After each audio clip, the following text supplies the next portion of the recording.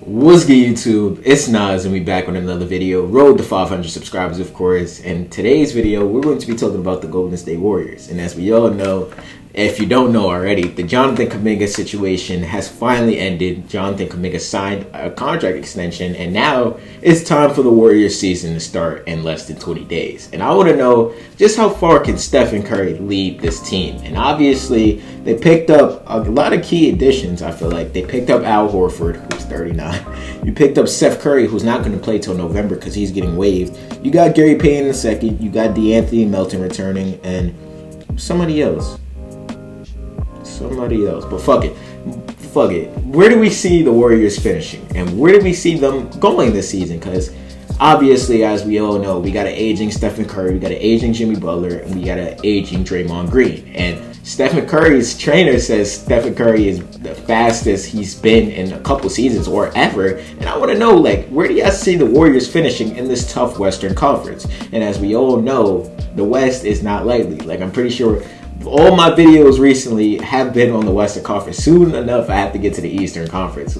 Let me know what teams y'all want me to cover before first, because if y'all comment, I'll most likely do it, because I'm going to see it. So, yeah, do y'all think this Warriors team is a playoff team? Do y'all think this is a play-in team? Honestly, if you want me to keep it a buck, in my personal opinion, I don't see the Warriors making the playoffs with this roster. I just don't. I guess I don't see the bright spots in this roster. You got Al Horford. I guess your starting center. I don't feel like Al is washed. Al is just aging. Again, he's 39 years old. He signed for a 2-year deal, and you signed up for Al Horford to be your starting center for basically 82 games, and if you make the playoffs, all throughout the playoffs. Yes, Al brought a lot of grittiness to the Boston Celtics. I won't ignore that. My brother tells me that Al Horford will be a good pickup for the Warriors, but at the same time, yes, Al is a good pickup to be your starting big man going into the year of 2026. I just don't see that working out. Yes, Al Horford gives you a floor spacer, which the Warriors have wanted in a big man for God knows how long. And you got a full season of Jimmy Butler, which the Warriors had the best defense in the league as soon as Jimmy Butler got traded. I don't think a lot of people know that. The defensive numbers with Jimmy on the court next to Draymond Green were crazy. And you obviously got Jonathan Kuminga, who I feel like will get traded during the trade deadline. There's no way he doesn't, because his contract is just so tradable. Or next season, if he's not traded, you're just going to have to renegotiate again. And I feel like this relationship is already cooked to begin with. It's just nobody signing players going into October. That shit is done. Training camp is starting, and the rest will be history. And it's honestly shocking to see Jonathan Kuminga just, all right, I'm going to sign this, when he could have been signed during the offseason. And he's really at fault for seeing why the Warriors couldn't acquire key names, because the Warriors were waiting for the Jonathan Kuminga situation to wrap up. And now that it's finally over, this is the final roster going into Golden State next year. You got Curry, obviously, Stephen Curry, obviously. You got Jonathan Kuminga, you got Al Horford, you got Jimmy Butler, you got Steph Curry, you got Draymond Green, you got Will Richard, you got Gary Payton II, you got Alex Tui, you got DeAnthony Melton, you got Buddy Hield, you got Pods, you got Moses Moody, you got Quentin Post, you got Pat Spencer, you got Jackson Rowe, you got Guy Santos, you got Tavion Kinsley, you got Trace Jackson Jr., and you got Marquise Bolden, and you got LJ Cryer. You cannot honestly tell me with a straight face that this is a playoff roster. I'm gonna keep it a buck. You can't say that to me. In the Western Conference, which you got the Warriors, you got the Rockets, you got the Mavs, you got the Lakers, you got the Clippers. I feel like even you got the Spurs. It's just a lot of teams, which I feel like is better than this Golden State Warriors roster at the same time. At the end of the day, this isn't most likely. I hope it's not the roster that they keep the whole season up. I feel like they're going to have to make some trade deadline moves, because if you want to compete and you want to make the best out of what Curry's trainer says, Curry's the fastest he's been in years, most shape, blah, blah, blah. If you want to make the most out of a aging Stephen Curry, you have to get a roster around him. And the Warriors really haven't been able to do that. Even in his championship run in 2022, they were on Curry's back. I'm not going to lie. That Warrior, that was the most deserving Finals MVP I've seen. It was a carry job for the ages. I don't think y'all remember. The Warriors were not supposed to win at all.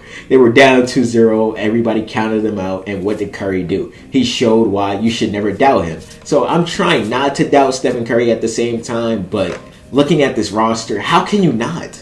But last season, Stephen Curry averaged 24.5 points per game, 4.5 rebounds, and 6 assists. He played 70 games. In the last season before, in the 2023-2024 season, he played 74 games. He averaged 26.5 points per game, 4.5 rebounds, and 5 assists. So at the end of the day, I might say aging Stephen Curry, but aging Stephen Curry is still an elite player. He's still an All-NBA team selection. He is still one of the best players in basketball. He's still a top 10 player in basketball. So I will never count out Stephen Curry. I learned so long ago that you should never count out the greatest shooter of all time. But at the same time, like, you can say that the Warriors are not doing what Stephen Curry. They're not doing Stephen Curry justice. That's basically what I'm trying to say. Jimmy Butler last season with the Golden State Warriors, he averaged 18 points, 5.5 rebounds, and 6 assists. So he's looking to have a full motivated season next season, because obviously last season he started off with the Miami Heat. He was not motivated at all. Jimmy played like ass. And Jimmy was playing like ass on purpose. You could just see it. He was going to the corner. He wasn't demanding the ball. He wasn't hustling. Like, he wasn't playing like Jimmy Butler. And as soon as he got to the Warriors, you've seen Jimmy. And then in the playoff Jimmy did not arrive. Like I said in the Jonathan Kuminga video a few days ago, Jonathan Kuminga was the best player on the Warriors when Stephen Curry went down with his injury. So they're going to look to have a bounce-back season, a full season of Jimmy Butler. You're going to look to see Draymond Green still being that tough-nosed Defensive Player of the Year candidate like he has been last season or even the seasons prior. You're just going to look to see the best out of the Warriors. Like, you can only see the bright sides, because if you look at the negatives, there's a lot of negatives on this Warriors roster, like I keep saying. But at the same time, if you look at the positives, you have Stephen Curry. You can never count out Stephen Curry. And that, it sounds like dick suck, but at the end of the day, I'm pretty sure if you're a basketball fan, and if you've been watching basketball fans for years, or like me, if you've been watching basketball since you were like a fucking infant, you would know that you could never count out Stephen Curry, regardless of the roster around him, regardless of what the players around him are playing like. You still have to account for Stephen Curry. And honestly, if you want to make my final predictions, I think the Warriors are probably a play-in team if they could squeeze into that 7th or 8th seed, or maybe, I don't know, because honestly, it's my opinion. Maybe I think the Warriors are going to be a playoff team for sure next season with their roster, the addition of Al Horford. You probably see the bright sides, like, we got a big man, we got a tough-nosed big man. We're going to see, like, Al Horford is not washed. If you see what LeBron's doing, Al Horford could give you some minutes. Like, he could spare you some minutes. And at the same time, if you think about it, like, if you're not a Warriors fan, you're just like, the Warriors waited this long for fucking Al Horford. And I'm pretty sure everybody knew back in June Al Horford was going to the Golden State Warriors. But at the same time, now that it's actually happened, how do y'all feel about the Golden State Warriors? Like I always say at the end of these videos, do y'all think that the Warriors are a playoffs team? Do you think they're a play-in team? Or do you think they just missed the playoffs all in general in that tough-nosed Western Conference? Let me know down below. Subscribe. What's good, y'all? If y'all made it to the end of the video, I hope you guys enjoyed this video and engage in the channel. There's a video on the left, and I'm pretty sure the channel icon's in the right. Click one of them hoes, man. And if you enjoyed this video, leave a like. It helps me out, and I appreciate you.